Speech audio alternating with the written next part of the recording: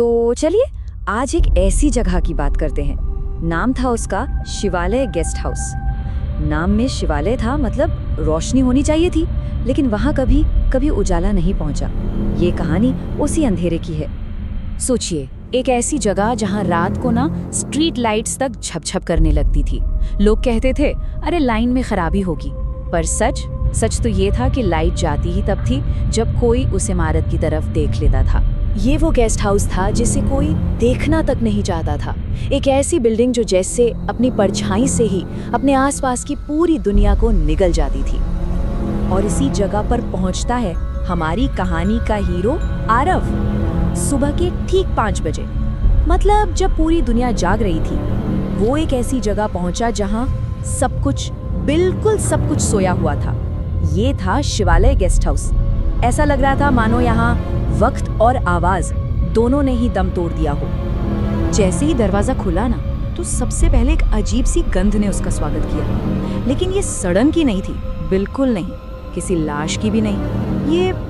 ये ऐसी महक थी जैसे किसी अलमारी को सदियों से बंद रखा गया हो और अब उसकी बासी हवा बाहर आई हो। और फिर उसने अंदर कदम रखा, और कदम रखते ही वो एहसास, समझते हैं ना वो एहसास जब लगे कि कोई देख रहा है।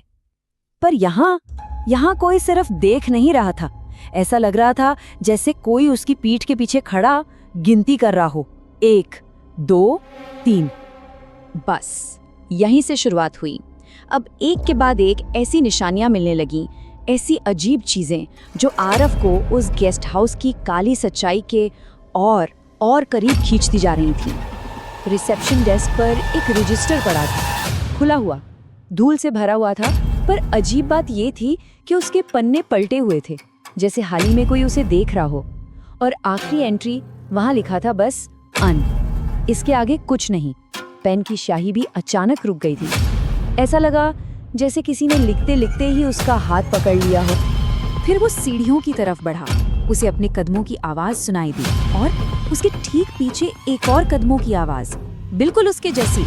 जब वो रुका तो वो आवाज भी रुक गई। जब वो चला तो आवाज भी उसके साथ साथ चल पड़ी।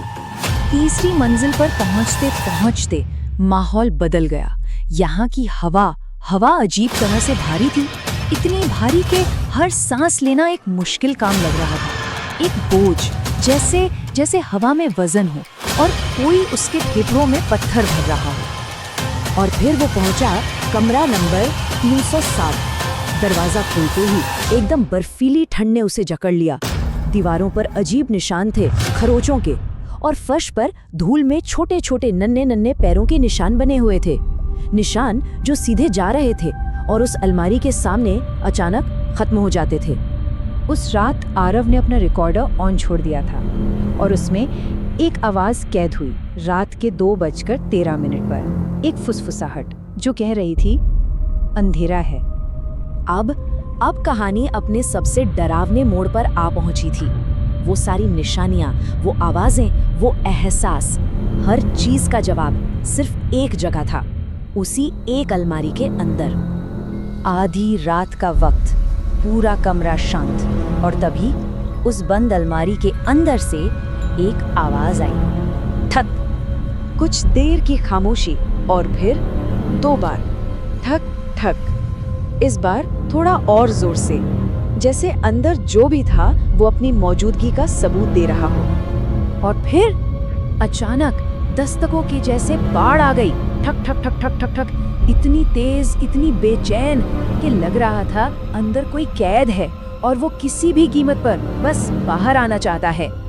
हिम्मत करके कांपते हुए हाथों से आरव ने अलमारी का दरवाजा खोला। अंदर कोई नहीं था, बस अलमारी की लकड़ी पर कुछ खिंचा हुआ था। लिखा था मुझे बंद मत करना। और जैसे ही आरव ने ये शब्द पढ़े, कमरे की लाइट चली गई। उस अंधेरे में आरव की आंखों के सामने सब कुछ साफ हो गया। एक शराबी आदमी कमरे में घुसता है, जमीन पर एक औरत बेहोश पड़ी है, और एक छोटी सी बच्ची डर के मारे उसी अलमारी में छिप जाती है।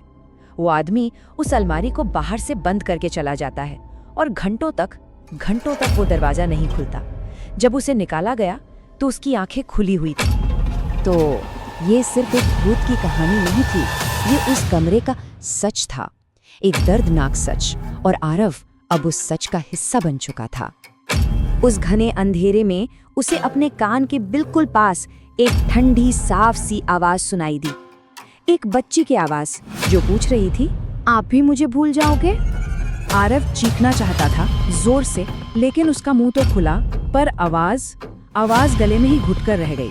और तब उसे महसूस हुआ कि कोई अनजानी ताकत उसे पीछे खींच रही है, सीधा उसी अंधेरी अलमारी के अंदर।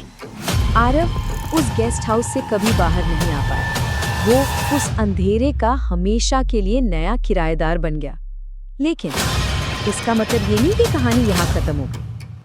अगली सुबह गेस्ट हाउस के बाहर बस आरव का कैमरा मिला, और उसकी आखिरी रिकॉर्डिंग में सिर्फ अंधेरा दिख रहा था। स्क्रीन काली थी, पर आवाज आ रही थी, आरव के डर से कांपने की, और उसके ऊपर एक बच्ची की फुसफुसाहट, अब आप यहीं रहोगे ताकि मैं अकेली न रहूं। लेकिन इस कहानी का असली डर पता है क्या है? वो शिवालय गेस्ट हाउस नहीं है, ना ही वो कमरा नंबर 307 है। असली डर तो ये सवाल है, जरा सोचिए इस बारे में। अगर कभी किसी के अपने कमरे में उसकी अलमारी का दरवाजा बस जरा सा खुला रह जाए तो? क्योंकि अगर ऐसा है तो बस एक बात याद रखने की जरूरत है, वो अब अंधेरे से बाहर आना सीख रही है।